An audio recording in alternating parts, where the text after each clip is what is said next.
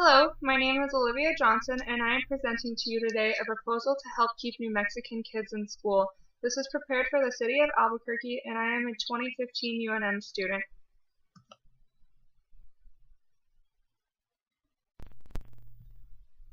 A little bit of an introduction is that extremely high dropout rates occur in the public school system in Albuquerque. There is nothing that can eliminate this situation completely, but actions can be taken to lower the percentage of dropouts occurring as of now. The purpose of this proposal is to find a solution to achieving the goal to keep more kids in school. It is very important to have children be contributing members of society and an education fuels that need. There are many great aspects to New Mexico, but unfortunately it is a state with one of the highest dropout rates in all of the country. New Mexico has pretty standard graduation requirements that adequately prepare students for college. These requirements are reasonable and shouldn't be the reason as to the low graduation rates. In this current economic climate, people who don't have a high school diploma also don't have the knowledge or skills for success in the 21st century workplace or for post-secondary education. High school dropouts in New Mexico face a 13% unemployment rate and earn an average income of $11,426. Almost every job that would be able to uphold a lifestyle requires some kind of certificate, license, associate's degree, or any more advanced credential at a minimum.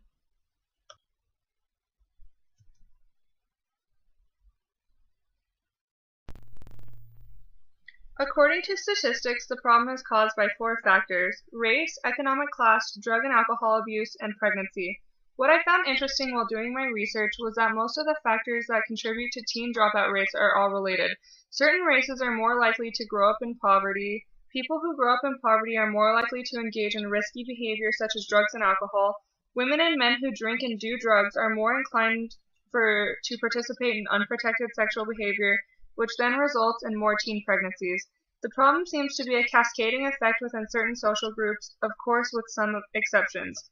No matter the methods used, data on racial and ethnic disparities are consistent. Hispanic, African American, and Native American have higher dropout rates than white students. Overall, New Mexico's disparities mirrored the disparities nationally. Because there has been a history of structural racism, this means greater poverty for children of color, which also highly affects dropout rates. The potential for educational success begins early in a person's life. Children who begin their life in poverty are at an educational disadvantage according to the statistics. The parents don't have the financial support to put their children in high-quality early care and educational programs, and obstacles such as these can greatly affect a child's readiness for school. Children of color constitute the majority of the child population with 69%, so it is critical that the disparities are taken care of in the near future. Teens who were raised in poverty are more likely to experiment and become addicted to illegal drugs and start drinking at a young age. This can also contribute to high school dropout rates. As far as drug and alcohol abuse, a statewide survey shows that teenage dropouts abuse drugs and alcohol and engage in criminal activities at dramatically higher rates than students who stay in school. Dropouts in New Mexico are 3 times more likely to use methamphetamines, 5 times more likely to use cocaine or crack, and twice as likely to use LSD as their in-school counterparts. They also reported alcohol use rates to be twice as high as of those still attending school. It is not sure from the studies if drugs and alcohol lead to dropouts or if dropouts lead to drugs and alcohol, but there is definitely a clear correlation between the two. Drugs and alcohol lead to much riskier behavior such as unprotected sexual activity, which can then cause pregnancy. Teen pregnancy is yet another cause to teen dropout rates. According to a study by the Guttmacher Institute in 2008, New Mexico is shown to have the highest teen pregnancy rate in all of the country. About 93 out of 1,000 teens between the ages of 15 and 19 get pregnant in the state of New Mexico. According to the Albuquerque Public School District, all students have to attend at least 90% of the days in their classes are held, or they lose the credit. For this reason, teen parents are almost forced to drop out due to the days that they need to take off for maternity leave. It should be a priority to try to keep teen parents in school, especially because they'll need the education to get a job and support their new family.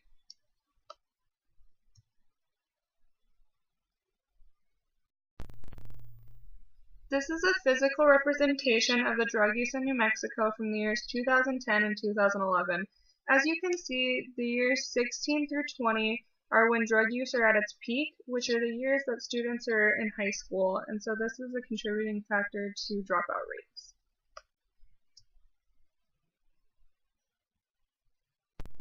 This is a physical representation of teen pregnancies per 1,000 in the United States.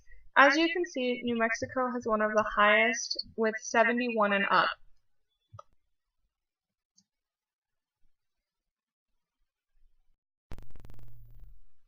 To get kids to stay in school, my proposed plan is to raise their awareness about certain factors that can contribute to dropout rates. A series of seminars on drugs, alcohol, and pregnancy could be presented to the students so that they are informed on how much their life could be impacted. The students will be taken out of class once a month for a guest speaker to come in and talk to them about different factors. There will be counselors at all these seminars so that students feel comfortable going and sharing their thoughts with a trusted person, and also there will be materials such as pamphlets and flyers handed out just to raise awareness for the students.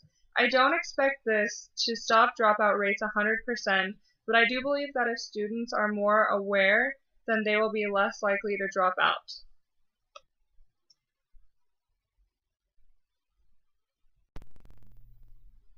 There are many costs and benefits to a project plan like this. Some of the costs are, like I said, it's not going to fix the problem 100%, but I do believe that it will raise awareness and that dropout rates will decrease. The second cost is it's going to take away class time for seminars, so teachers are going to have to be aware and plan around that. And the third one is parents may not approve of drug, alcohol, or pregnancy education at school, so the students will have to get waivers signed by the parents ahead of time. With these costs, I believe that the benefits outweigh them. Some of the benefits are that it'll raise awareness in the students' minds so that lower dropout rates will occur, and students may not have been educated on some of the topics that will be shared, and so it will educate them on different things such as drugs, alcohol, or pregnancy, which I believe are very important for students to be educated on.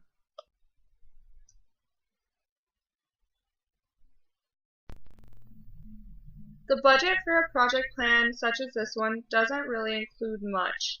It includes a new guest speaker every month that school is in session, awareness flyers, pamphlets, and brochures, and specialized counseling after the seminars. I broke down the cost per month and the cost per year because students are only in school for 9 months, then that will make the cost per year less. For a new guest speaker every month school is in session, I estimate about $900, and per year that's $8,100. For awareness flyers, pamphlets, and brochures, the cost per month should be around $200, and that would be $1,800 per year. And finally, for some specialized counseling after the seminars, the cost per month would be around $200, and the cost per year would be around $1,800 as well.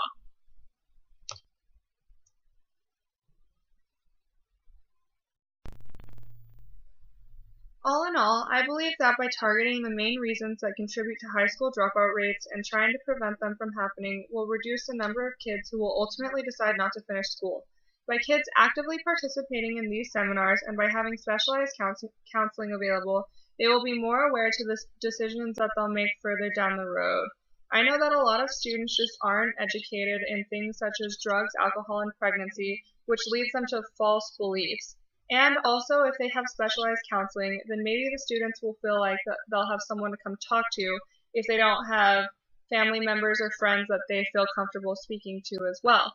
By doing all of these things, I hope that high school dropout rates will decrease in New Mexico.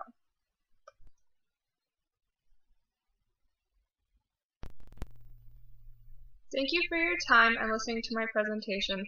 I hope that my proposal will help decrease dropout rates and help keep New Mexican kids in school. Thank you very much.